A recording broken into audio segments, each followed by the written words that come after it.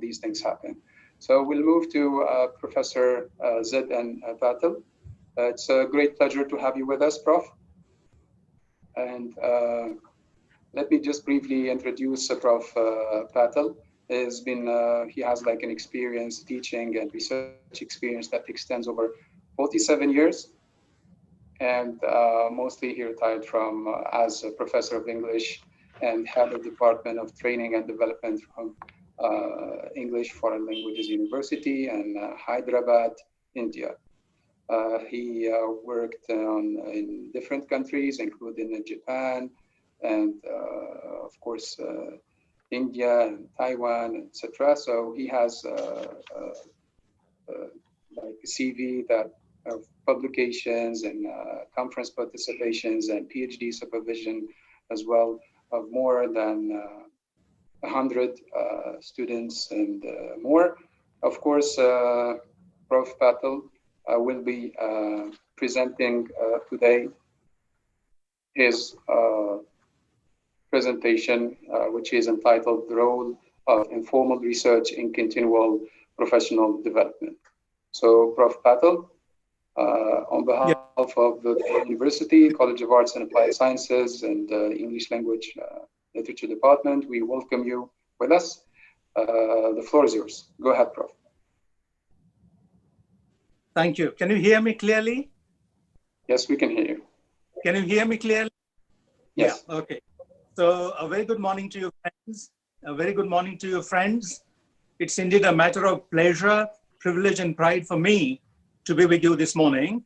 Now, I have about 20 minutes or so, if I'm not mistaken. So I'll try to do something practical.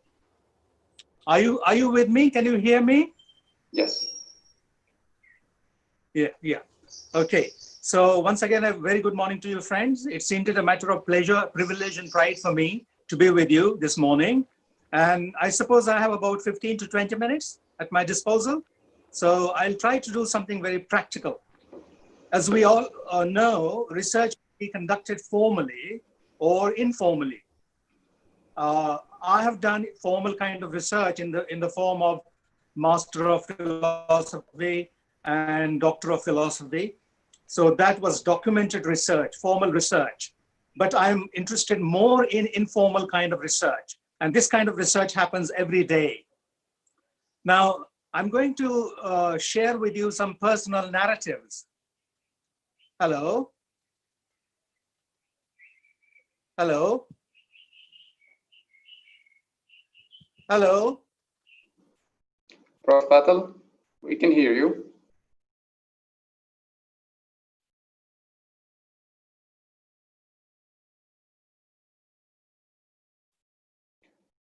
Okay, it seems that Prof. Patel's microphone got disabled. Now, is it okay? So, okay, yes, now it's working. Go ahead, Prof. Yeah. Thank you. So we can do research in two major ways. We can do research in a formal manner. We can do our Master of Philosophy, we can do our Doctor of Philosophy, and we can submit our dissertation, or we can submit our thesis to a particular university or institution. And that institution or university can confer the degree of Doctor of Philosophy or Master of Philosophy in English Literature, English Language, or English Linguistics, keeping in view whatever contribution I have made in the field to the field of knowledge. So that is formal research. The research that we carry out, the research that we do in a formal manner, in a formal fashion, is one type of research. But I'm interested more in doing research informally. And I'm going to share some personal narratives. And I'm going to tell you how certain incidents or certain events help me to choose or select topics for my research papers.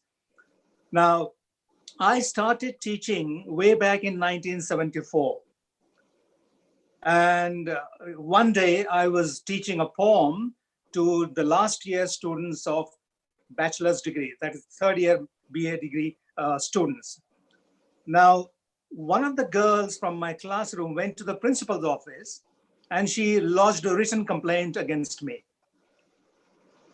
Now, she said to the principal in the written complaint, Mr. Patil looks at every student in the classroom. Mr. Patil looks at all the boys, all the girls in the classroom. He never looks at me. He never establishes eye contact with me. He never looks me in the eye. Now, the principal called me to his office and said, Professor Patil, there is a very interesting complaint against you.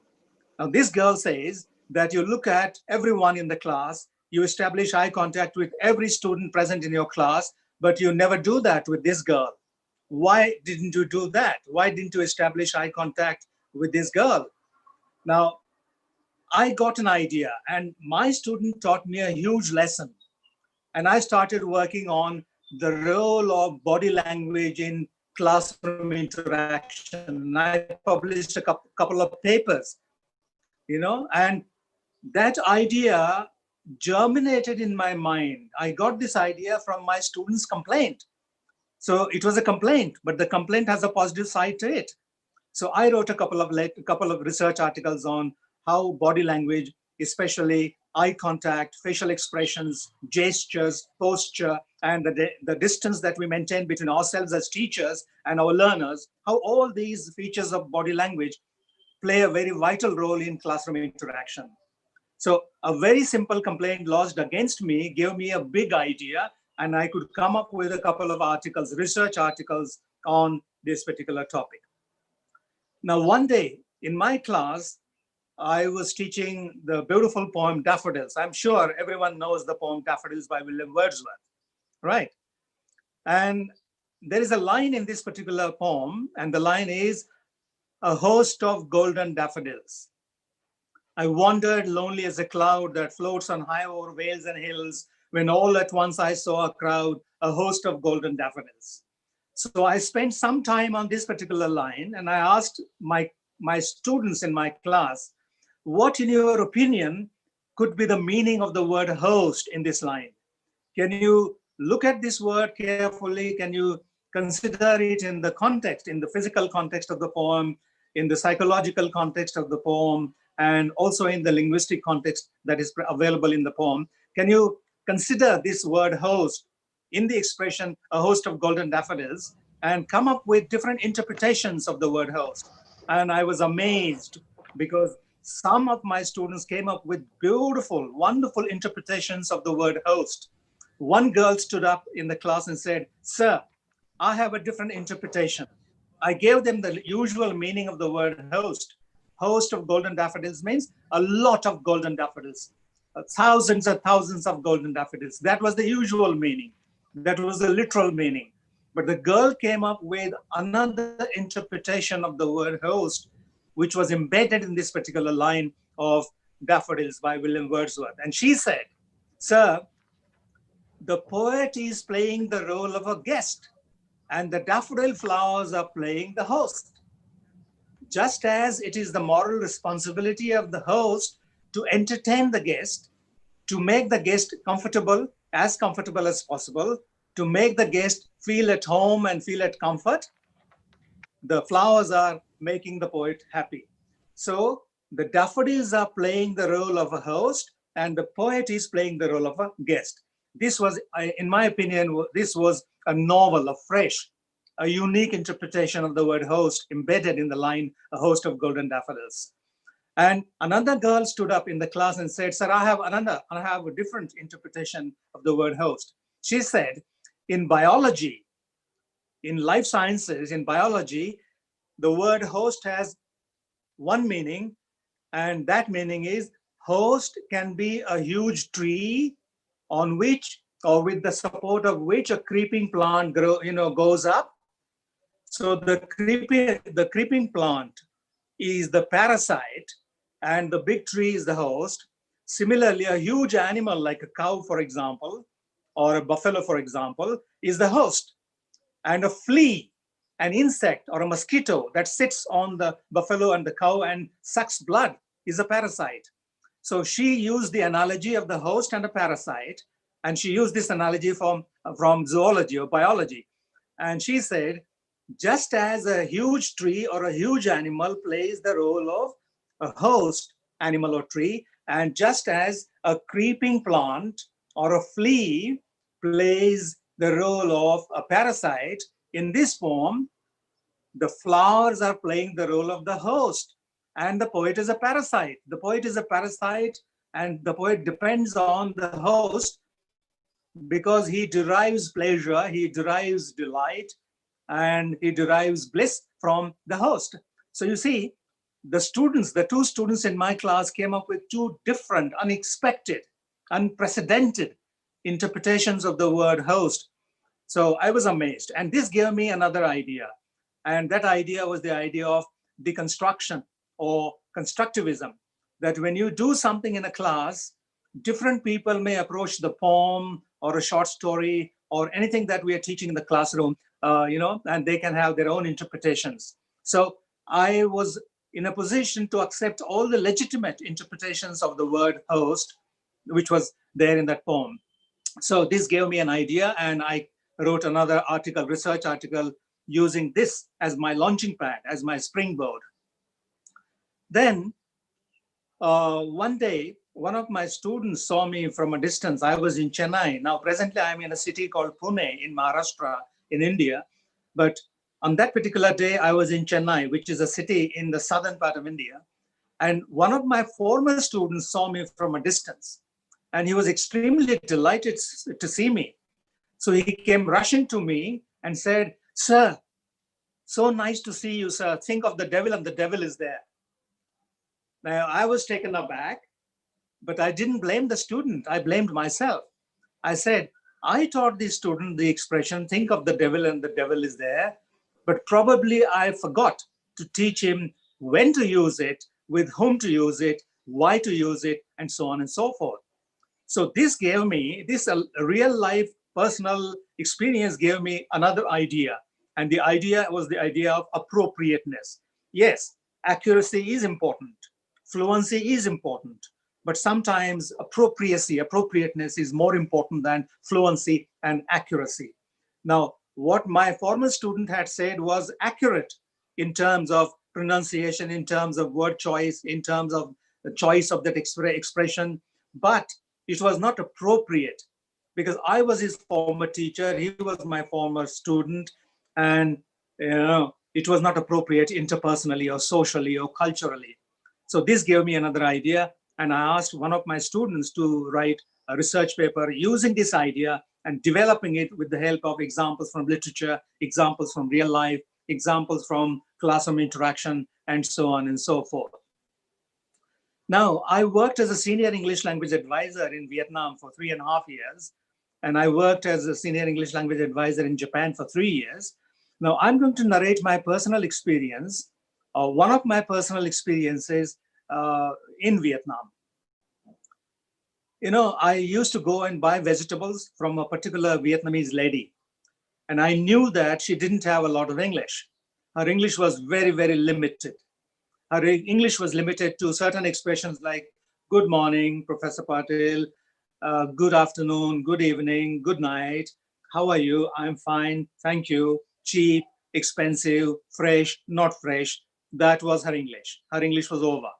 So I said to myself, if I want to carry out an experiment on the impact of the tone of voice of the speaker on the listener, this lady, this woman, this vegetable vendor is probably the best person for my experiment. So one day I went to her and I bought some vegetables from her. I looked at her and I said something which she really didn't understand. I said to her, "You are a noun, a verb, an adjective, an adverb." Now, I had used some terms, some words from grammar. I looked at her and I said to her, "You are a noun, a verb, an adjective, an adverb." Now, did she really understand the meanings of the 4 words, noun, verb, adverb, adjective? No, she didn't. Because she didn't know the words, noun, verb, adjective, adverb. She was not a teacher and she didn't know a lot of English. But even though she didn't understand the dictionary meanings of these 4 words, noun, verb, adjective, and adverb, she gave me a beautiful smile. She gave me a bright mouthful of smile. Now, why do you think she gave me a beautiful smile? Because she didn't actually understand the words noun, verb, adjective and adverb. Then I said, I think she has given me a beautiful smile because uh, with the help of or on the basis of my tone of voice, she probably concluded that I had paid a huge compliment to her. Had I paid a compliment to her? No, I hadn't. It was not a compliment. I had put together some grammar words or some words from the field of grammar, and I had said something like that. You are a noun, a verb, an adjective, an adverb. But I had said these words in such a manner, in such a friendly, welcoming, hospitable, warm manner that on the basis of my tone of voice, she thought that I had said something very beautiful about her, of her. Probably she thought that I had said something like, you're so beautiful, you're so gorgeous, so mesmerizing, so electrifying, and so on and so forth. I hadn't said anything like that. But then why did she conclude that I had probably said something like that? She had probably concluded on the basis of my tone of voice, because my tone of voice was very warm and friendly. Then after a couple of minutes, I looked at her again and I said, you are a preposition, conjunction, interjection, and interrogation. Now, this time she didn't give me a smile because even though she didn't understand the words interrogation, interjection, preposition, conjunction, she had understood that my tone was not very friendly. My tone was not very warm. So she didn't give me a smile. Now, this particular personal narrative, this particular personal experience has a big lesson for all of us that when we interact with people, whether we interact with the people in the classroom or outside the classroom, whether we are interacting with our students, our family members, our colleagues and friends and relatives and acquaintances, we need to be very careful as far as the use of the tone of voice is concerned. Now, this event or this incident, this happening, this experiment gave me another idea that tone of voice plays a very crucial role in verbal interaction. Just as body language plays a very crucial role, significant role in interaction, tone of voice also plays a very important role in interaction. Then, one day I was invited to supervise a class, and the teacher was reading the nursery rhyme Jack and Jill. All of us know the nursery rhyme Jack and Jill. So I was sitting at the back of the class and I was listening to the teacher. The teacher was reading the nursery rhyme from a book, and the nursery rhyme was Jack and Jill. He read this nursery rhyme like this: Jack and Jill went up the hill to fetch a pail of water. He was a primary school teacher. He didn't have any training in phonetics and phonology. He didn't have any training in methodology, in materials production, in evaluation, in assessment. No, he didn't have any training, any sort of training. So he was doing his best. But obviously, I wasn't happy with the way he was dealing with the nursery rhyme. So he finished reading the nursery rhyme, and then after the class, I called the teacher in camera in private because I didn't want to offer my advice to him in the presence of other people, especially in the presence of students. So I called him in private in camera and I said, excuse me, so-and-so, are you a socialist? He didn't understand the intent of my question. And then he said, but sir, why do you want to know whether I am a Democrat or a communist or a socialist? Then I said, have you read the novel Animal Farm by George Orwell?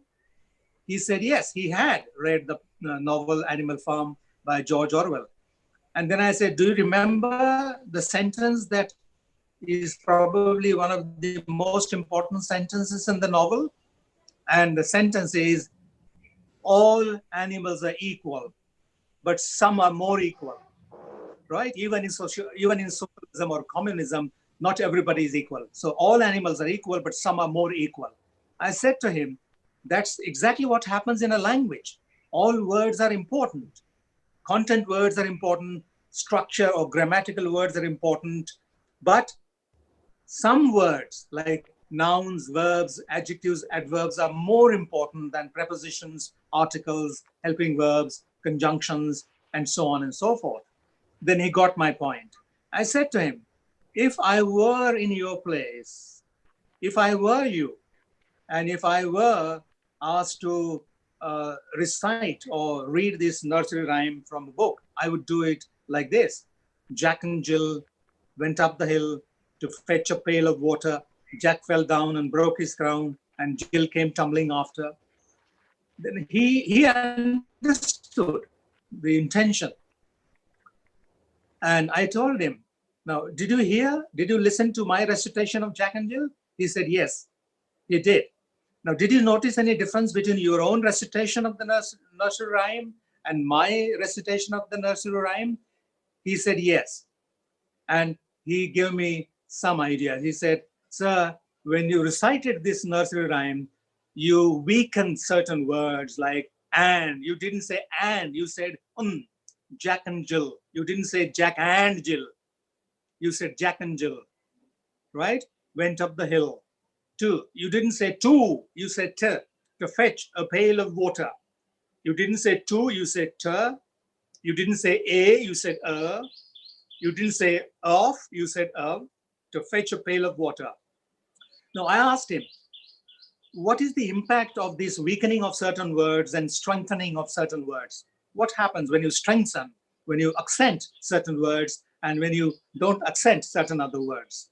And he said, sir, when you accent certain words like nouns, verbs, adjectives, adverbs, and when you weaken certain words like prepositions, articles, and so on and so forth, you lend some sort of music, some sort of melody, some sort of rhythm to the nursery rhyme. So he got the idea that when we recite a poem or when we narrate a short story, we need to use proper stresses, proper accent, proper pauses, right? Proper tone of voice, and so on and so forth. So I asked one of my students to work on this particular aspect of conversation, on this particular aspect of language, spoken language, and he came up with a research paper. How much time do I have? Hello? Up to Hello? 10 minutes, Prof.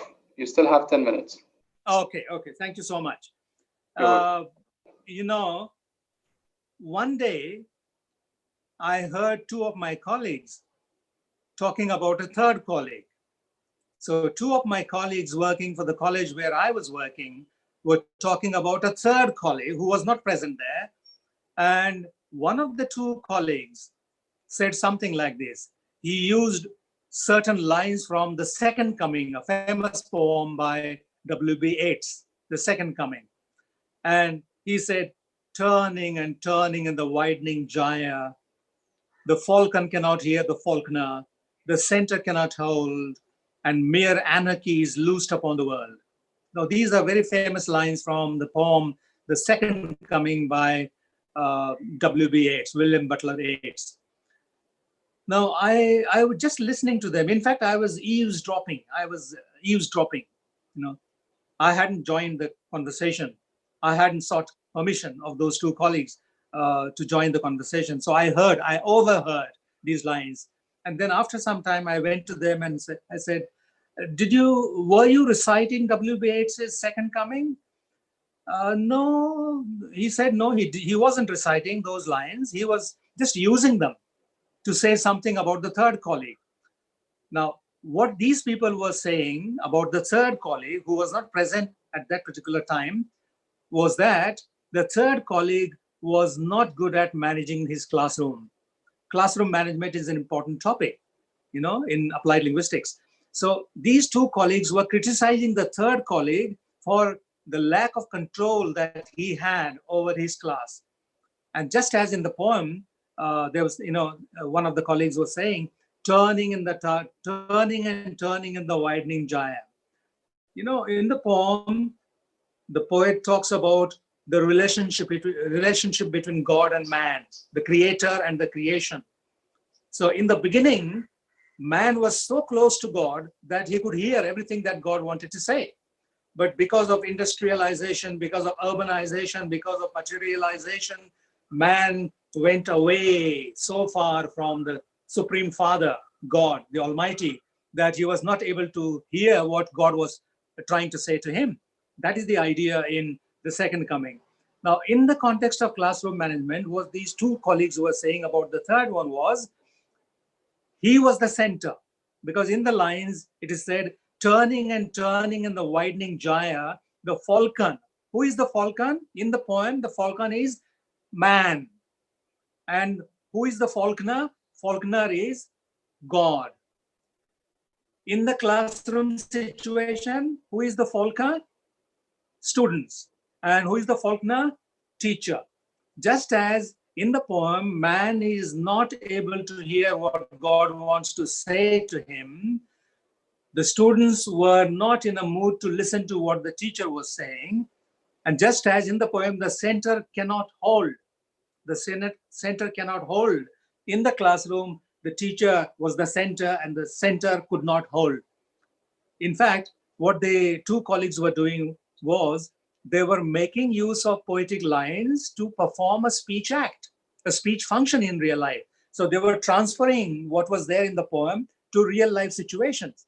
They were applying the poem or certain lines, certain ideas from the poem to classroom situation.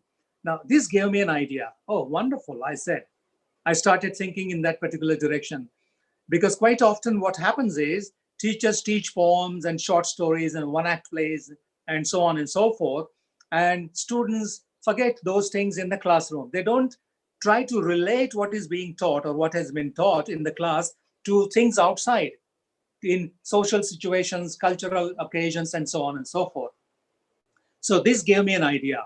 All right, I said to myself, we can use certain poetic lines, we can use certain beautiful lines, for example, from Othello or from Macbeth or from King Lear or any play, any novel, any short story, any poem. We can use certain lines from these works of art and apply them in real life situations to perform some speech acts. In this case, the two colleagues were using W.B. Yeats's poetry to criticize the third colleague. You know, they didn't directly attack or directly criticize the third colleague. Oh, no, he doesn't know how to manage the classroom. They didn't say it, but they said it more beautifully. Turning and turning in the widening gyre, the falcon cannot hear the falconer, the center cannot hold, and things fall apart, and the center cannot hold. And mere anarchy is loosed upon the world. Anarchy, you know, confusion, bewilderment, lawlessness, disorder. So they were talking about how that neighboring class was in a mess because the teacher didn't have enough control over the students. So I gave this idea to another student of mine, and he came up with a research article using this as the launching pad. Right. Now, once I was teaching daffodils again, and I said, after having recited the poem, you know, I'll recite the poem in 2 minutes with your permission, Chairman, right? Honorable Chairman, I recite the poem in 2 minutes, right? Yeah, it's okay. Go ahead, Prof. Yeah. My pleasure. Yeah. Yes. Thank you. I wandered lonely as a cloud that floats on high over vales and hills, when all at once I saw a crowd, a host of golden daffodils, beside the lake, beneath the trees, fluttering and dancing in the breeze. Continuous as the stars that shine and twinkle on the Milky Way, they stretched in never-ending line along the margin of a bay. 10,000 saw at a glance, tossing their heads in sprightly dance. The waves beside them danced, but they outdid the sparkling waves in glee. The poet could not but be gay in such a jocund company. I gazed and gazed, but little thought what wealth the show to me had brought. For oft, when on my couch I lie, in vacant or in pensive mood, they flash upon that inward eye, which is the bliss of solitude. And then my heart with pleasure fills and dances with the daffodils. Now, I recited the poem in the class. I usually don't read poems. I usually don't read short stories in the class. I memorize them and I recite poetry. I narrate short stories. When I narrate short stories, when I recite poems without having a textbook in my hands, what happens is I can establish eye contact, I can use body language, gestures, facial expressions, I can make the best use of voice modulation, tone of voice, and so on and so forth. So they understood just on the basis of the recitation, my recitation of the poem, they understood most of the content, of the poem. Then I said to them, choose any aspect of the poem and write down your own impressions, whatever you think about this poem. And different students came up with different responses. For example, somebody said, sir, the poet has used lots of references to natural phenomena like lake and hill and vale and stars and the Milky Way. So one student came up with a list of natural phenomena mentioned in the poem. Another student came up with a list of words which connote brightness, happiness, bliss, and so on and so forth. A third student came up with the relationship between the poet and the flowers.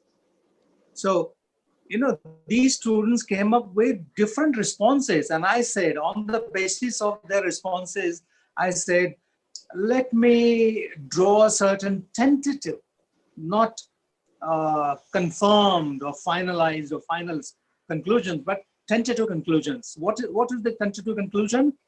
Because the student has made a list of natural phenomena, and because he or she has classified these natural phenomena into different groups, I think he or she has a naturalist intelligence. We are familiar with Gardner's multiple intelligence theory. So the student who came up with a list of natural phenomena mentioned in the poem and who classified those phenomena into group 1, 2, 3, 4 on some basis was probably, probably he had that kind of intelligence, naturalist intelligence. And the students who came up with the idea of the host and the guest, or the host and the parasite kind of relationship, were dominated by interpersonal intelligence.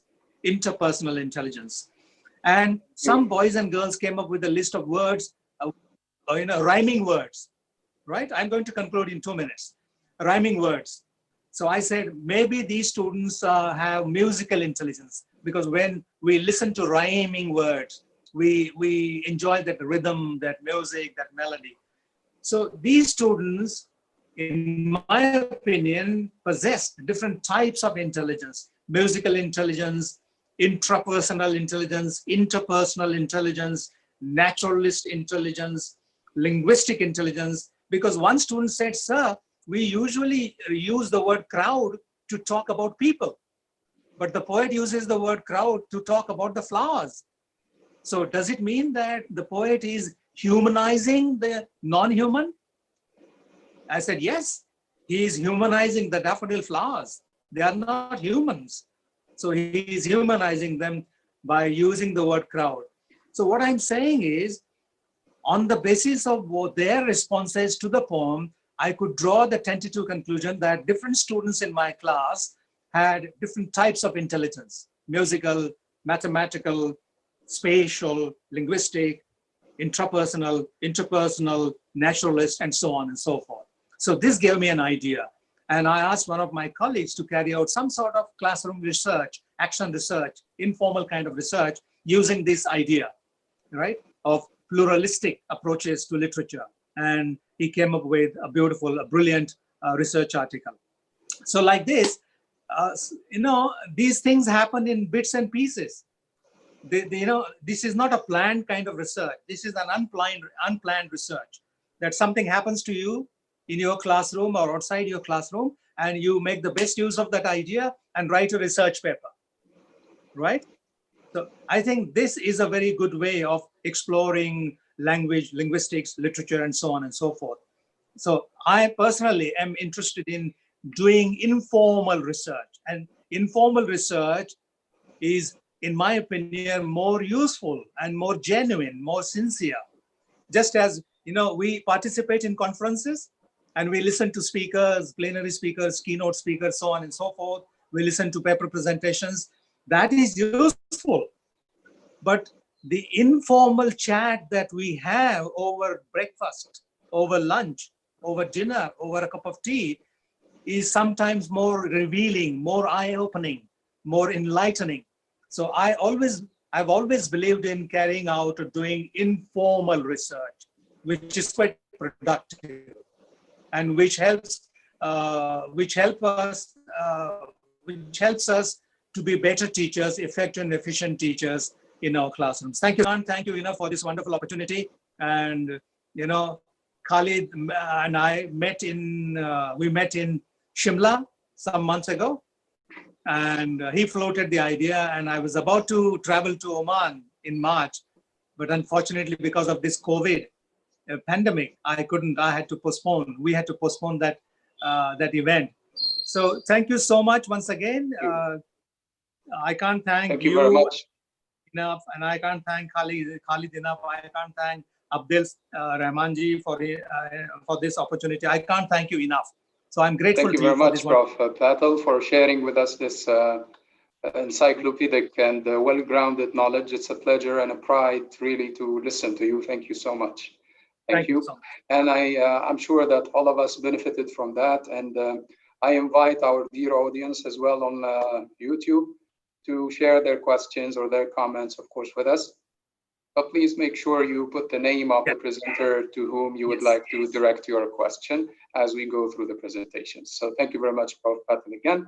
And our second speaker in today's webinar is Professor Abdurrahman Abdullah Saleh. He is currently the chairperson of the English Language and Literature Department, College of Arts and Applied Sciences, and Dhofar University. His main research interests are in applied linguistics and in media studies. He will share with us his presentation today, which is entitled Conducting Quality Online Applied Linguistics Research. So, Prof. Abdurrahman, the floor is yours.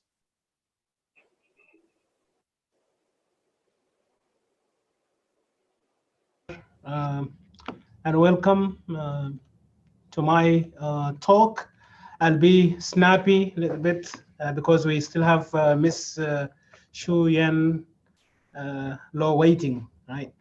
All right, thank you very much. And I shall begin my presentation by inviting you all to look at these pictures, okay, these photos, something to ponder upon, to think about, to reflect.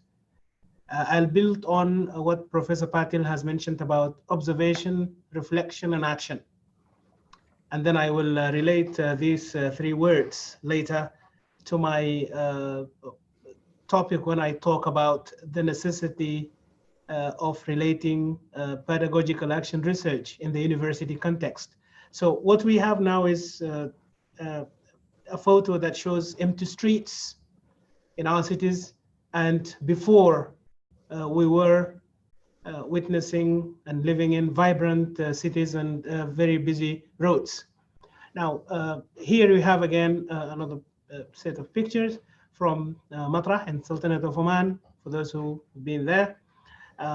Before, the place used to be very busy, and now the roads are almost deserted. Places of worship. This is Mecca in Saudi Arabia. The place is deserted, is empty, and before it used to be like this. Our classrooms were filled before, and now our classes are empty. And we have this. It's very rare to see animals having this freedom, because before our roads used to be like this. So all these photos, in fact, call for thinking, reflecting, observing, and I will relate this to the topic that I'll be doing today, which is conducting quality online applied linguistics research during COVID-19. I have a thesis statement which reads, the COVID-19 pandemic has changed with far-reaching effects the face of integrated paradigms of applied linguistics. Now, before we go into this, perhaps it's of paramount importance to at least to introduce a basic idea about the meaning of applied linguistics. And as you all know, applied linguistics is defined as, and of course, there are many definitions of applied linguistics. One of the definitions was provided by Cook, who said applied linguistics is the discipline concerned with the relation of knowledge about language to decision making in the real world. Another definition, applied linguistics attempts to seek, as you can see, solutions for problems related to problems in which language is a central issue. So this is applied linguistics. Now, applied linguistics has developed, as you know, in 1950s. It started as a discipline that focused mainly on the application of linguistic sciences into language teaching and learning. And since then, applied linguistics developed and expanded its focus. Today, applied linguistics has language, human language, any language, as a central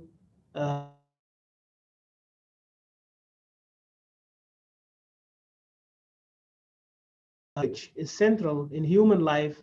It dominates our activities. Applied linguistics gained that significance. So we need applied linguistics to intervene in situations where language goes beyond our conscious control, where some decisions are needed. So applied linguistics gained its significance, its importance from that perspective, simply because it investigates solutions to language use related problems in people's daily life activities. And this, in fact, made applied linguistics a discipline that is very difficult, you see, to limit, to define, and to describe, because its border is very broad, is very wide, and is very vague. And that, again, is an issue of dispute, of course, among scholars, among linguists, among researchers. However, there is some kind of development, in fact, in this argument and in this debate. And allow me just to read this. Over the last few decades, and this is by McCarthy, over the last few decades, more and more people working in different professional areas have sought answers to significant problems by investigating how language is involved in their branch of human activity. This clearly shows that applied linguistics is the discipline that people refer to in looking for problems, and looking for solutions for problems where language is implicated or is used. And because of this, and because language is everywhere, applied linguistics is also is said to be the science of everything. So we have language dominating our life activities. And of course, with every situation, as Prof. Patil has mentioned earlier, when you use language, usually there are issues which arise out of that use of language in different contexts and in different situations, and where serious solutions are needed.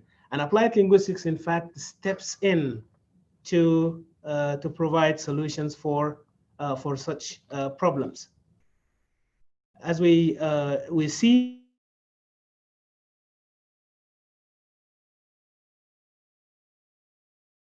of quite disparate activities, various activities to which applied linguistics is relevant. And now this has made applied linguistics, in fact, as I said earlier, with a very wide scope and a very broad, right, focus and attention. However, linguists, this quickly, have specified three main areas with sub-themes as areas of interest and concern of applied linguistics.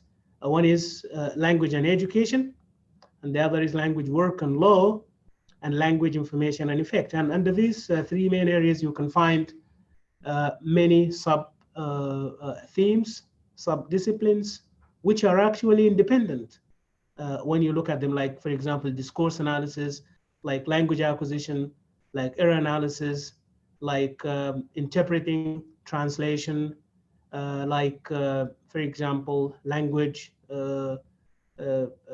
impairment, and so on. So we have a wide range of, and of course, literature. We have wide range of topics which come under these three main areas.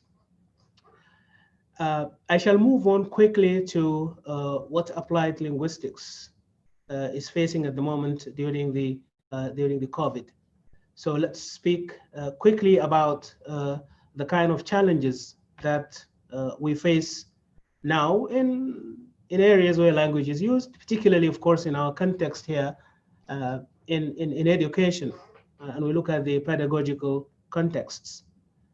So we have sudden and unprecedented, unexpected disruption of the educational activities, whether in schools, in universities, or in kindergartens, wherever we have disrupted that known and familiar activity.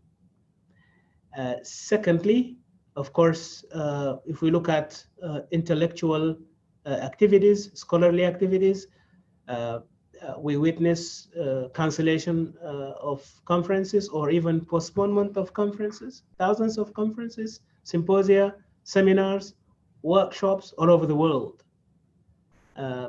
And again, we have also, of course, some sort of drastic financial consequences in terms of reduction of funds or cut of funds. The lockdown measures, social distancing, the closure of businesses, and all these activities, in fact, are affected,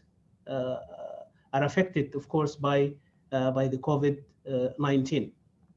Now, do we have opportunities? Of course, with challenges, you will have also opportunities. Okay, the traditional higher education practice has been challenged by COVID-19, has been changed, in fact, because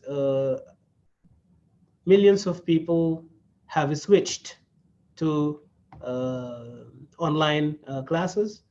And this, there was an interesting report by the New York Times newspaper on 26th of May, 2020, where they said children and college students aren't the only ones turning to online education during the coronavirus pandemic.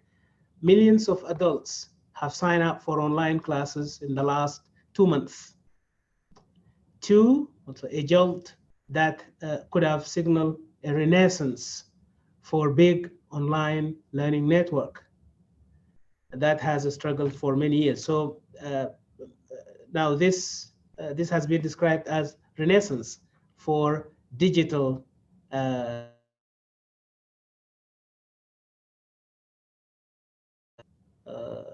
revolution. Now, we have many online, of course, networks where we have sites providing online learning. One of these that is Coursera. I found a leading education site which added 10 million new users from mid-March to mid-May. You can just imagine this figure, 10 million new users that have logged in to online education. So we have a paradigmatic shift here. And of course, this needs to be related to research in applied linguistics areas.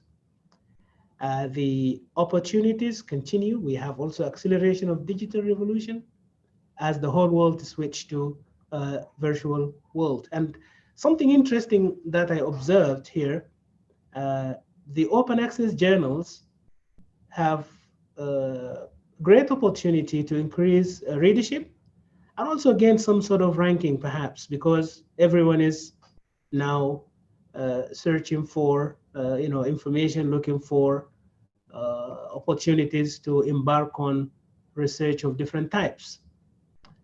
And for the first time, I can see we have a global way of teaching due to the COVID-19. Everyone is using online learning. Different online platforms have been launched by different institutions of learning, schools, colleges, and you have different practices there. And this is something interesting because researchers are actively engaged in intellectual conversation, and our webinar here is an example of what's happening. So people have come together to discuss all these issues. Now, with saying this, I shall come to the main point in my talk, which is what kind of inquiry that is relevant to this situation. Now, researchers have described applied linguistics as being defined as actions rather than being concerned with definitions or theories. And as you know, applied linguistics attempts to mediate between theory and practice. By actions rather than by definitions, I found that perhaps a suitable paradigm of inquiry here is, all of us can embark on action research. Okay, action research, of course, has many definitions again, among which is action research, according to Metcalfe and Whitehead. Action research is a form of inquiry that enables practitioners everywhere to investigate and evaluate their work. An action research is a process of systematic reflection, inquiry, and action carried out by individuals about their own professional practice. Again, another definition, action research involves taking a self-reflective, critical, and systematic approach to exploring your own teaching contexts. So action research is the most relevant scholarly activity which can be carried out by teachers now. Okay, if you look at the action research operation, it usually works on that spiral frame, which includes reflection, where teachers reflect on a certain phenomenon, just like what Professor Patel has mentioned. He reflected on certain phenomena, and then he planned for investigating this phenomenon, and then he acted. He took action, and then he observed, and after that he reflected, and then again he planned and he acted, and so on. So this goes on until the situation is settled. And because now we are facing an unprecedented situation, action research is relevant. Look at our own practices first, and then to intervene into providing solutions, which will be definitely practical and relevant to our practices. And after all, we gain a lot. So some may fear the word action. Now, like out of talking to colleagues, sometimes the word or the term action research is faced with some sort of reservation or fear, if you can say. But we gain a lot. If we embark on action research, we gain a lot, because for a teacher who is reflective and committed to developing as a thinking professional, they said action research is an appealing way to look more closely at puzzling classroom issues or to delve into teaching dilemma. Every single day we step into our classes, there is an issue or there are issues to face. And there are many many things to deal with. So the action research encourages academics to take control of their own professional development by being active learners. So you can see action research teaches us. It's not necessarily to be in the student's part, but it is actually learning, yeah, by our part. So as professionals, we learn out of our performances. Great. So what kind of activities can we do here? I shall just mention some few questions as ideas, okay? As you can see on the screen, like the impact COVID has left on the use of technology in education. Or maybe we focus on teachers' voices, teachers' own voices, and we ask our teaching practices, and we look at teachers' own perspective. We need to hear, of course, the classroom voices as well. So how did COVID change learning styles in the student side? Now, coronavirus has made computer for every student a reality. To what extent? We need to measure this. We need to assess this. How will technology and coronavirus change teaching in the future? So when we go back, uh, what will the situation be? We need to think about these pressing issues. Language and prejudice, of course, in the context of COVID-19. And I think this brings interpreting, brings translation, brings media discourse, brings sociolinguistics, brings language and culture into focus once again, because we have lots of anecdotes, we have lots of news about language and prejudice. Okay, and why is COVID okay related to stigma and stereotype and all that? Researchers, of course, need to look into this as well. Before I end my talk, I would like just to present these few lines. One mark of a great educator is the ability to lead students out to new places where even the educator has never been. The second motto that I strongly believe in is here, and it says, the mediocre teacher tells, the good teacher explains, the superior teacher demonstrates, and the great teacher inspires. And I'll explain like why I presented this. Now, anyone who stops learning is old, whether 20 or 80. Anyone who keeps learning stays young. The greatest thing in life is to keep your mind young. The last one says, learning new techniques for teaching is like the fish that provides a meal today.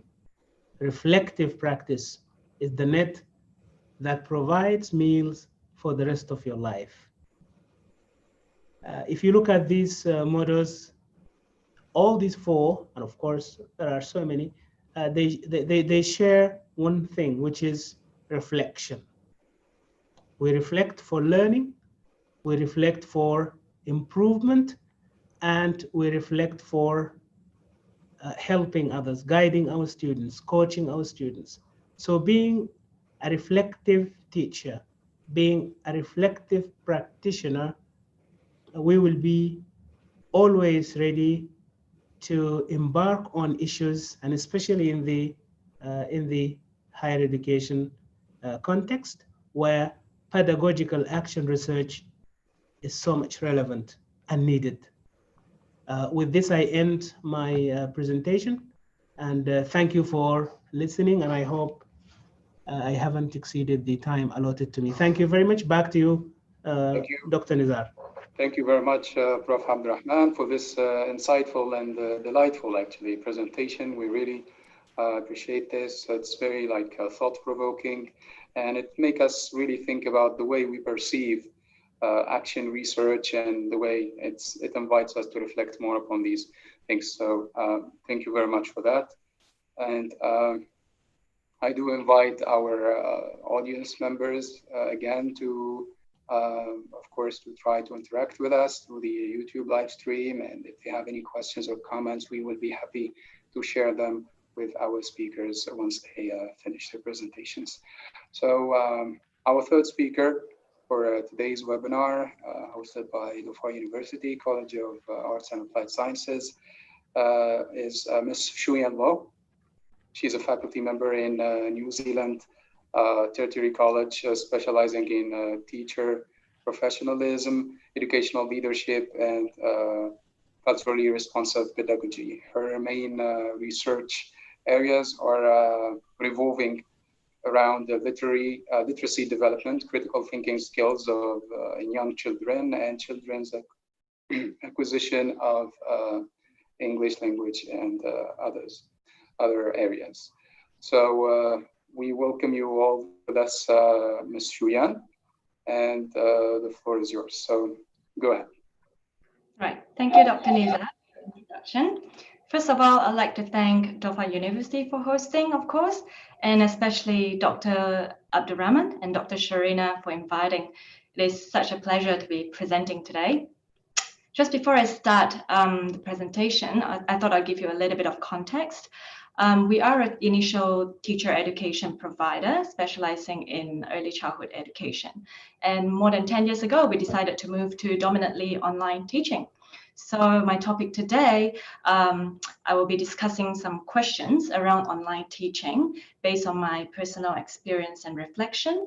And I will also share some evidences of some positive impacts that we've seen, the changes that we've made during COVID-19, and how we overcome them. So the first big question would be, how do we ensure effective communication and transparency amongst lecturers, because we do online teaching? So in addition to the face-to-face chit-chat in office, group chat, email, phone calls, what we really make use of is our student information sharing system, which we call RETO. In English, it means central. So in RETO, all staff members from any departments in the college, we make a note in RETO whenever we have any sort of interaction with the students. And it can come from somebody from the assessment team, from field practice team, pastoral support, or from the academic team. So for the academic team, which are the lecturers, for us, we use RETO whenever we supported the student in any ways. They could be contacting us through email, through chat messages, or face-to-face when they come to the campus. So whatever interactions we have with them, whatever support or feedback that we give to them, we make a note in RETO. And this is especially important for us when we mark and assess students' assessment, especially when they've been given the grade of resubmit, a fail, just passed, or those students that we support those students who are on academic student support contract. So the reason for the grade given is explained in RETO. Like we explain what were the gaps, what learning outcomes were not met, and what feedback and feed forward that we give to them. The reason why we do this is so that the next lecturer who's teaching and marking the assessment of this student will be able to go into RETO and see what this student have been told before, or how this student have been supported before, in order to help him or her make a sound decision on the marking and the grading of that assessment. And moreover, with having this history of how this student has been supported before, this lecturer will also be able to give relevant feedback building on what's already been guided before by previous lecturers. In the end, we want to see students actually progress across time. We want them to actually take on board seriously our feedback to improve their future assessments. So this is how we can slowly build it up. And RETO is also a way to back ourselves up as lecturer in case students come back with any opinion or complaints around the grade given. We will be able to go back to RETO and find a history of all the interactions and support that's been given to justify ourselves. So we have found it, we've been using it actively, and we have been finding it very helpful to keep us all online lecturers, keep us all on the same page in supporting our student teachers to progress. So for the other question, is how do we enhance the quality of students' work with the aspiration of them having strong theoretical knowledge and also professional practice. So in the aspect of theoretical knowledge, I would just like to share how we manage our academic forums and also how we run our virtual blog course. So for the academic forum, we do have small forum tasks for the student. And these tasks act as a small step to help students prepare to answer the full assessment task. And the small task will help them to think critically about how they want to structure the assessment, how they want to answer it in a bigger scale, and what content and what literature that they would want to use in there. And the way we ensure the quality of conversations that going around in the forum is to ensure that students post high quality posts. Now, how do we do this? For every course assessment, the first part that students are required to do is to choose one best post that they think they've contributed to the forum. And then they have to justify how they added value to the forum through that post. They could be explaining how they provoke thinking, how they challenge ideas, how they extend on everyone's knowledge. Did they give examples to provoke reflections? Did they introduce new literature, etc., etc.? By recognizing how you can add value to the conversation in the forum, students will be able to actually do that themselves by posting a high quality post, because in the end, the quality of the post and their justification contribute to the final grade of the assessment. And we do see the forum as a place where our students network. From a social constructivist point of view, we are cultivating a community of learners here. They are doing the same course, have the same interests, same purpose, same goals. So we really want them to collaborate with one another rather than relying on one-on-one conversation and feedback from the lecturer, because we do see the power of peer mentoring. So for that collaboration amongst peers to happen, it comes down to how lecturers manage the forums for this to happen. And we can do this by weaving and summarizing students' posts, helping them to connect ideas. We can share our own reflections, we challenge their ideas, and we ask them questions. We can suggest new resources, etc. Basically, role modeling what we expect to see from students. And the more we lead the forums in this way, the more students start to copy how we do it when they respond to their peers. So across time, this builds up a good quality forum where meaningful and informative knowledge is shared in there. And I would really like to share Chip Donahue's 5 keywords for engaging online learning. So Chip is basically a mentor for us. We use his 5 keywords as a foundation to guide the way we approach our conversations in the forum. And these 5 keywords are presence. So we create a sense that we're in the class when actually we're not, we're just in a forum. We want students to hear our voice and let them know what we're thinking by using look forward comments, role model that participation so that they can sense our presence there. And the second keyword is voice. We want students to hear our voice through what we write. As Professor Patel shared before, the tone of voice is important. The warmth, how approachable we are in a conversation is important. And this does not come out only in face-to-face interaction. Tone of voice, warmth can all come out in the way we write. So it's important that we personalize our response and we use a conversational style in the forum. And the third keyword that Chip says is immediacy, which is our regular participation in the forum. And by regularly participating in it, creating presence, it will encourage our students to actively participate in there as well. And the fourth keyword is authenticity. So what you say is who you are.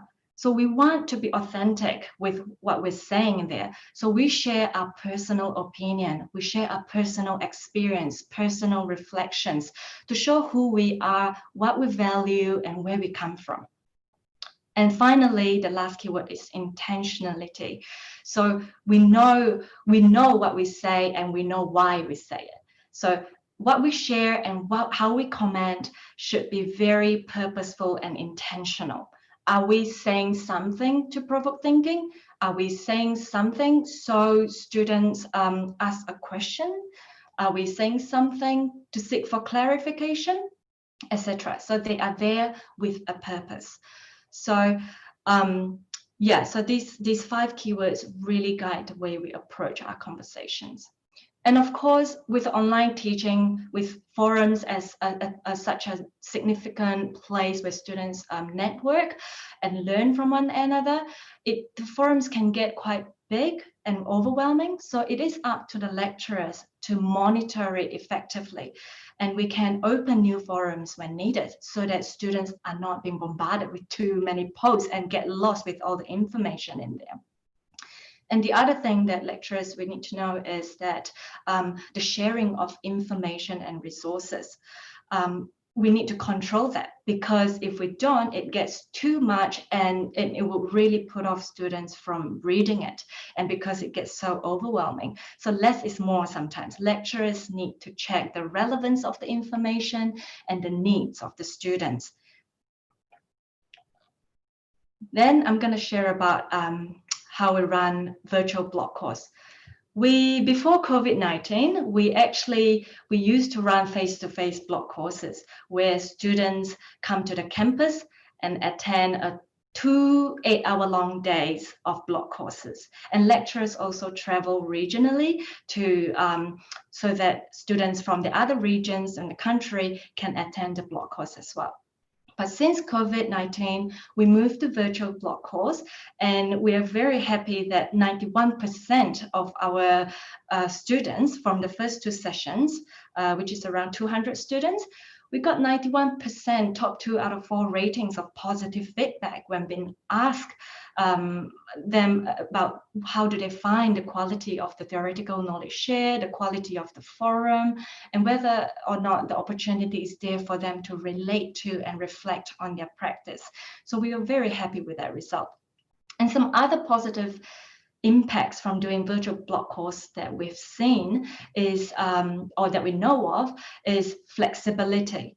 There's no more travel for the students to come all the way to the campus. Some of them have to travel hours to get here, right? From the 2 days of face-to-face block course, now we open it up to across 4 days. So there's more time for students to engage with the course content.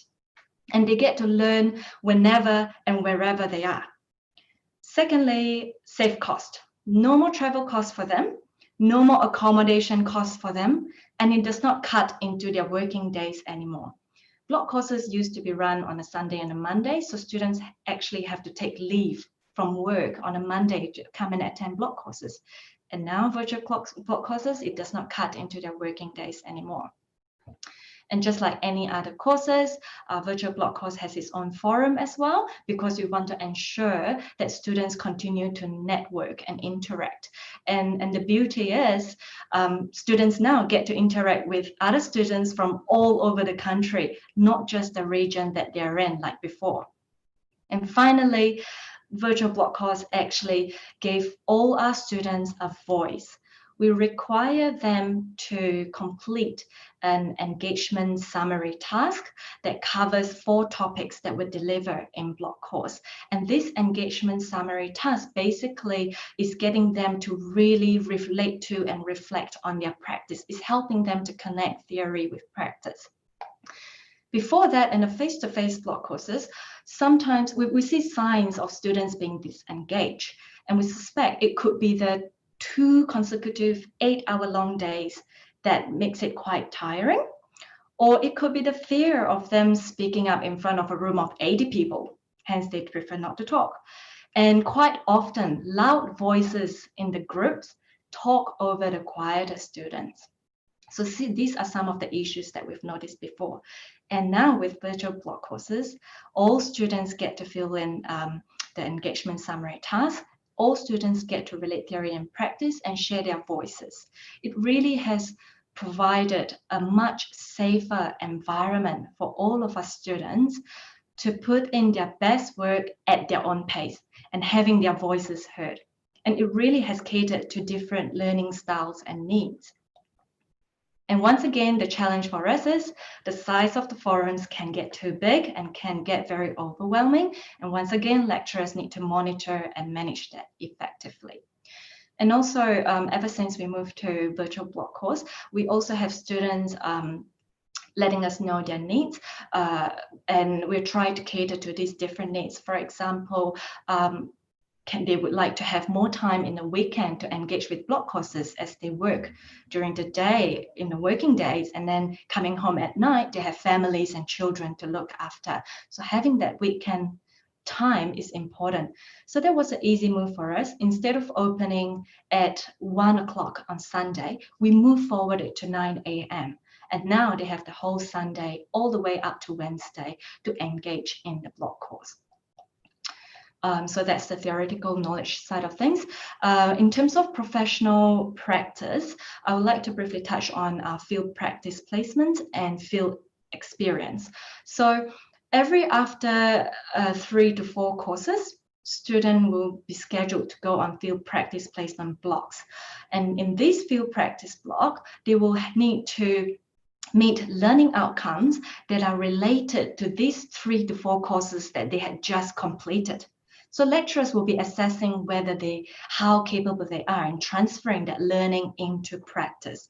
And we will be looking at evidences of their practice for each of the learning outcomes, such as their reflections, their observations, their planning and evaluations, their self-reviews, things like that. And as Dr. Abdurrahman said, these are all processes to engage them in action research. So these are the evidences of practice that we look for in that practice.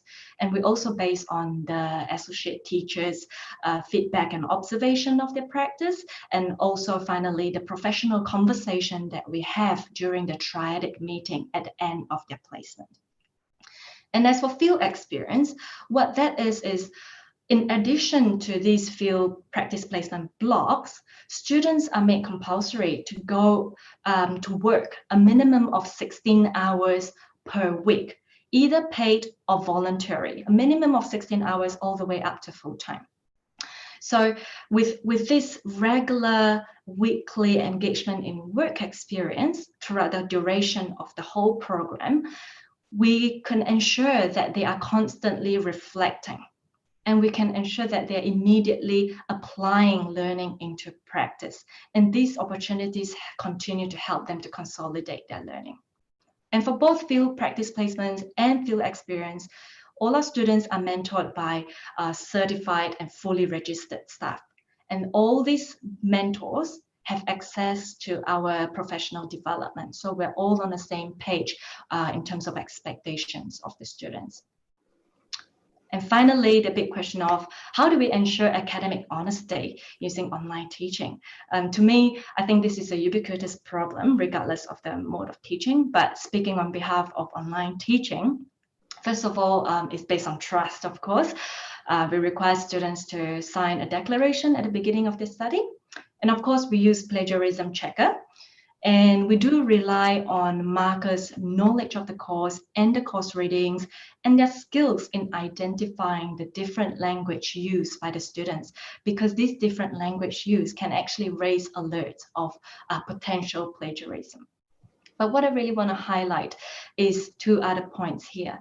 First of all, the importance of actually educating students what it means by plagiarism and give them strategies to prevent it. And in fact, there's studies conducted on the motivation of performing plagiarism in higher education. This study was done in 2017 in Indonesia. And it was found that plagiarism is quite often done unconsciously and unintentionally. and it is closely related to poor academic writing knowledge and skills. So hence why we require all our students to complete a course on academic honesty before starting any course, in hope to prevent the chances of them plagiarize unintentionally. And from the study, it's also known that plagiarism is closely associated with low motivation of students. Now, how we do this is that all our assessment tasks are individualized and tailored to students' personal experience. So when there is an interconnection between theory and practice, when the assessment task itself is meaningful to the student, is interesting to them, and topped with the given sufficient resources for them to learn and improve on the academic writing, we believe it can increase students' intrinsic motivation and hence increase the chances of them engaging in their study honestly and with integrity. So yes, this is what I've got to share today around online teaching. Hope it gives everyone something to think about, and I look forward to the question and answer session. Thank you. Thank you. Thank you very much, Ms. Shu Yan, for sharing this insightful presentation with us. And due thanks to all our presenters in today's webinar. It's really a pleasure and an honor to listen to all of you. And I'm sure all of us, we have learned something today about the scope and also the challenges and the future directions of action research and applied linguistics research in general during COVID-19 and in the aftermath of COVID-19, God willing. So thank you very much for all that. We will move now to the questions and answers section. So we will start with Prof. Patel. We have two questions for Prof. Patel. First question is from Dr. Lamis. She's asking the following. Did the applied linguistics class change during COVID-19 or the aftermath of COVID-19? And how can we fill the resulting gap from this situation? Yes, so Prof. Patel. Prof. Patel, could you please activate your microphone? We cannot hear your mic. Yeah, can you hear me now? Yes, we can hear you, Prof. Yeah. Good to have you back. I'm sorry. I'm sorry I didn't catch you. Can you repeat the question, please? Sure. So Dr. Lamis is asking, did the applied linguistics class change in the aftermath of COVID-19 or during COVID-19? This is the first part of our question. And how can we fill in the resulting gap? Okay, thank you. Thank you very much for that big question. It's a rather difficult question, but I'll try my best to answer it. In fact, Professor Abdel Rahman has already explained some of the differences between what used to happen before the COVID-19 pandemic started and what is happening at the moment. So he said the classrooms were crowded or full. Now the classrooms are vacant or empty, and so on and so forth. Now, honestly speaking, if somebody wants to carry out some sort of research, applied research, the classroom is not the only venue. If I'm interested in carrying out some sort of research in applied linguistics, I can go out. I can even look at the names of shops in my city, or I can read the advertisements on both sides of the road, and I can identify the areas that I can research, the areas that I can investigate into. So honestly speaking, I don't feel handicapped, by the advent of COVID-19. Yes, there are differences between what used to happen earlier and what happens now, right? So we can use certain strategies. For example, earlier for example, in the classroom, not everybody used to get opportunities to interact with the teacher, right? Yes. Because most of our classes, especially in India, are huge classes, large classes, and our classes consist of 90 students or 100 students. I'm talking about college level classrooms. and compulsory English classrooms. But here is a platform. I mean, the teacher can arrange classes, online classes every day. Like, for example, I can have a batch of 30 students today, and I interact with them, right? And we can do some sort of research, ongoing research. And I can have another batch tomorrow and a third batch the day after that, and so on and so forth. So there are ways of compensating. There are ways of overcoming the problems. There are ways of bridging the gaps. There are, Yes. in fact. Which brings us to the second question, which is Dr. Vijay's question. He's Right. asking you, Prof. Patel, what could be some of the creative possibilities of informal research from English language classrooms? Okay, what are some of the greater possibilities, creative possibilities of informal research? In fact, the examples that I cited, the illustrations that I gave during my talk should suffice to answer the question, because, you know, when you do some sort of planned research, documented research, you are bound by certain rules and regulations. You have a topic that you have chosen, and you are directed, you are guided by that particular channel. So you are, in a sense, blindfolded, right? So you don't want to look here, you don't want to look there, you want to go and look straight. So you have chosen your topic, you've chosen your guide, and you have fixed your research objectives, research questions, and hypotheses. So there is an already documented, already decided or fixed route that you have to follow. But when it comes to informal research, you are free, you know, you are free to do whatever you want to do. You are free to listen to whatever you want to listen, and you can choose any topic. And there is not just one topic. Like the examples that I cited, you know, I can work on whether the language is appropriate or not. I can work on whether the language used by people around me is accurate, whether they are confident learners and speakers or not.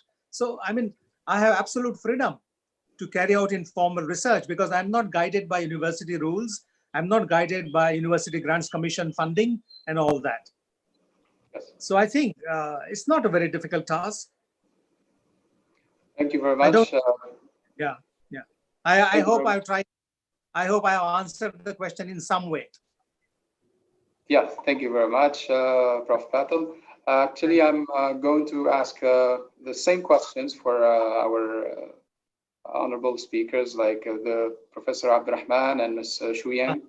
So about this struggle, this continuous struggle that we are witnessing now during to this new situation that no one expected, actually. No one was prepared for COVID-19, but everybody tried their best and somehow, to some extent, managed to live up to the challenges, and education still is going on.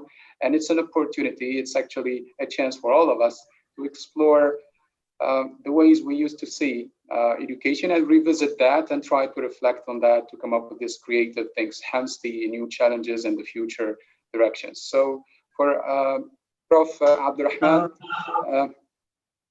Sorry. I'm afraid the question was not clear. Yeah. So this was just like an introduction to the question. We're just interacting, and the question is as follows: what are your suggestions that are related to action research?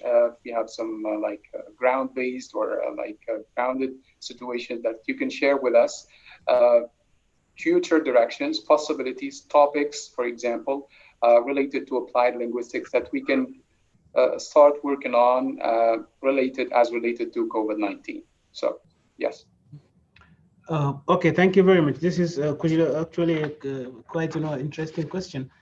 As I said, with more focus on the learner today, COVID has forced us to go back to our classes.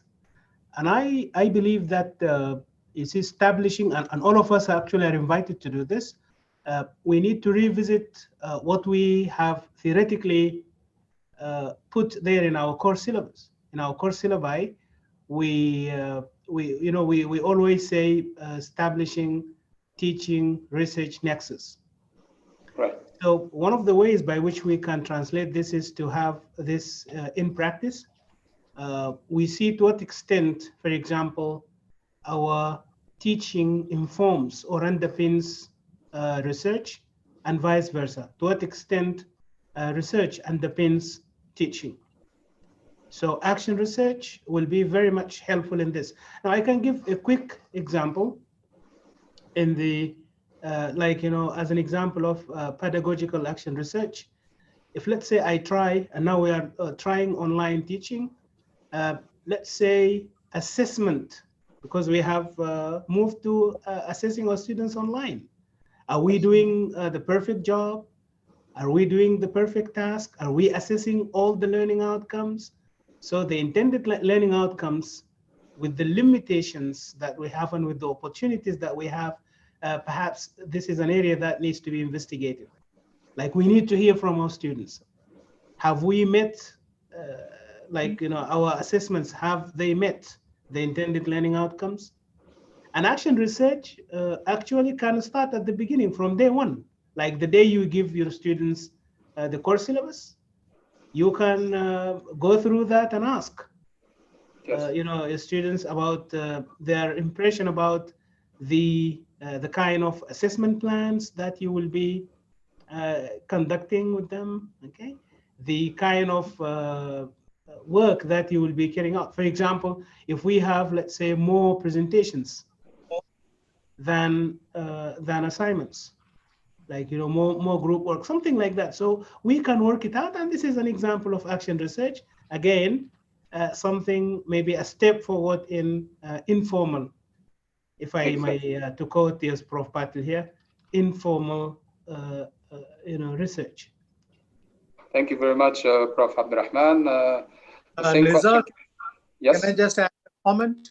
Yes, Prof. Patel, sure. Go ahead. I was just wondering whether we can think in terms of something else. For example, we have face-to-face interaction in the actual classroom on the one hand, and we have virtual interaction, or interaction that happens in a virtual classroom as it is happening now. So we can compare and contrast the two scenarios, two situations, face-to-face situation, online situation, and we can ask our learners to identify the strengths of the face-to-face classroom and the weaknesses of that particular situation, and the strengths and weaknesses of online classroom. Because quite a few people believe that in near future, the teacher will be out. We won't need any teacher in the future. That's what some people think, Right. But in my opinion, the teacher is irreplaceable, indispensable. The teacher exudes warmth, affection, love, and he's very caring, she's very caring and sharing in the actual classroom. That warmth, that sociology of the actual face-to-face interaction classroom cannot be replaced by this kind of interaction that happens online. So that can be one area of research. Action. Thank you. Right. So thank you. Thank you very much, Prof. Patel. This is really insightful indeed. This blended learning strategy, yes. And this struggle, this continuous struggle to strike a balance between real life situation like classroom and online classrooms is actually worth studying, and it's a promising research area indeed. Thank you very much.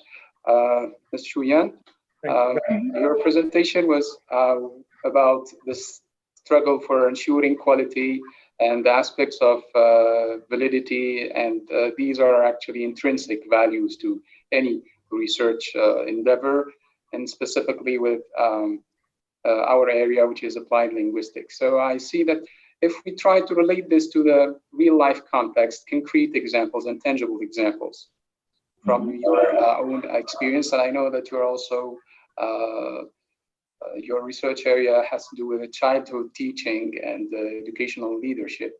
So how can you, or to what extent do you think that the concepts of quality and validity are there and can be ensured in light of this new situation, this COVID-19 situation and the online teaching and learning process? Are there any? Right. Yeah, building on what I've said, I've shared before, I think one of the factors that anyone can build intrinsic motivation is to find meaning in what you're doing. So before COVID-19, all our students are engaged in the center community. They are there day in, day out, relating with the children, families, colleagues, and their community in their local community, like the library, fire station. And these are all put on hold during COVID-19. And one of the changes that we made to ensure that they continue to engage in that sort of interaction is to change the target audience during that time of lockdown. So, for example, one of our assessment tasks is for them to reflect on their communication and collaboration with the center community. So this task has been changed to a reflection of their communication and collaboration with their online peer community, and which is their reflection on how they engage in the discussion forum. Because either through face-to-face or in the forum, it's also a way of communication. The things you write in there, the way you respond and ask questions in the forum, it is also a way of communicate and a way to communicate, and that should be of high quality as well. Thank you very much, Ms. Shu Yan, and I thank all the panelists and our distinguished guests for contributing to this webinar today. This webinar is actually another episode in a whole series of webinars organized by Dhofar University and CAS, the College of Arts and Applied Sciences in Dhofar University. And look where we are now. This whole situation started on the 14th of March, 2020 in Sultanate of Oman, when education was, face-to-face education was suspended, and we are actually learning from that. And I believe we have achieved much so far. And this is a situation around the world. Everybody is trying to learn from that, and everybody is trying to explore these challenges and learn the lessons that COVID-19 is trying to point to and trying to help us see. If we go back to the way the situation used to be before COVID-19, I think that means we haven't learned anything from this. So, so we will actually, that's why we're here, to learn and to explore all the research possibilities for or potential for this situation. We try to revisit our perceptions, our, let's say, reflections, the way we perceive teaching and learning in the first place, and the way we perceive applied linguistics. And that's why Prof. Abdurrahman tried to give us a definition of applied linguistics, and Prof. Battle actually shared with us this encyclopedic and really witty balance between these areas related to literature, pragmatics, and how to invest such literary products in daily situations and in teaching situations. That was really, really insightful, and it's a pleasure to hear you, and it's a pleasure to listen to Dr. Abdurrahman as well for his insightful and really thought-provoking presentation. Ms. Shu Yan, I thank you again. And Nelson Mandela said, we never lose. We either win or learn. And hopefully, inshallah, we will never lose. We will either win or learn. And this is an attempt from Dhofar University College of Arts and Applied Sciences to push that wheel further and to explore more potential to liberate ourselves from all shackles and all, let's say, boundaries that can limit us from exploring our research potential and our teaching potential. And this is just a step. It's a steady and a sure step towards, inshallah, more successful and more promising webinars and conferences as well, hosted by our beloved university, Dhofar University. Thank you very much, our distinguished guest. Of course, I shall not forget to thank our audience following us on YouTube stream. our colleagues, our beloved team in the College of Arts and Applied Sciences, Dhofar University. Thank you all for being with us today. Can I, And inshallah, can I just say one thing? Go ahead, with pleasure. Yeah, Nizar, I'm sorry if I'm mispronouncing your name. No, you're not, actually. You're pronouncing it perfectly. Nizar. Yes. You are an excellent anchor. I mean, you've done your job so wonderfully well. I can't thank you enough for this particular role. And I must express my gratitude to Khalid and to Vijay Singh Thakur and Abdurrahman for this wonderful opportunity. In fact, I was supposed to travel to Oman in the last week of March, but I couldn't because of this COVID-19 pandemic. So, right. But this is good enough. We can see each other and listen to each other. We can, contribute to this particular topic. It's a great opportunity. Thank you so much once again.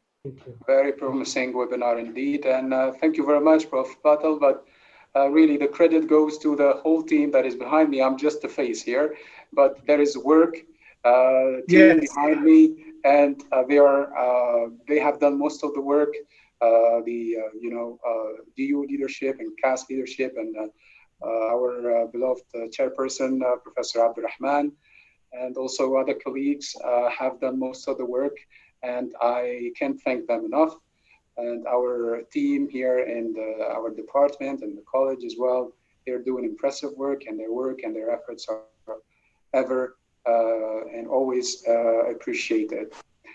So this is an attempt to reach out to the whole world from Dhofar University to organize such webinars. Again, it's a pleasure to have you with us here, and we look forward to meeting you again and again in other webinars and future webinars to learn from you and to listen to you. Thank you very much, everybody. Thank you very much. Is there anything, Prof. Abdurrahman, you would like to say? No, I just want to say thank you, and my special thanks and appreciation and gratitude go to, of course, Prof. Patel for his time, contribution, and also Ms.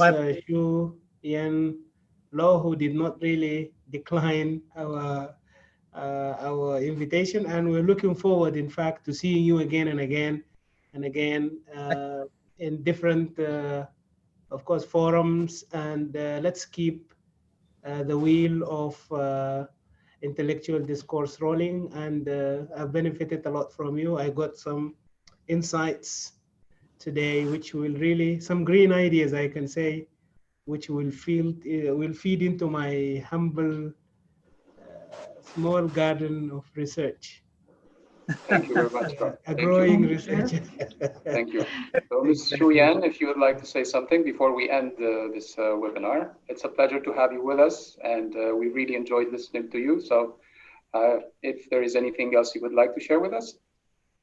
Right. I just want to say thank you. It's my pleasure to be here, and I'm learning a lot from the previous webinar speakers, and Dr. Abdurrahman and Professor Patel really give a lot of food for thought.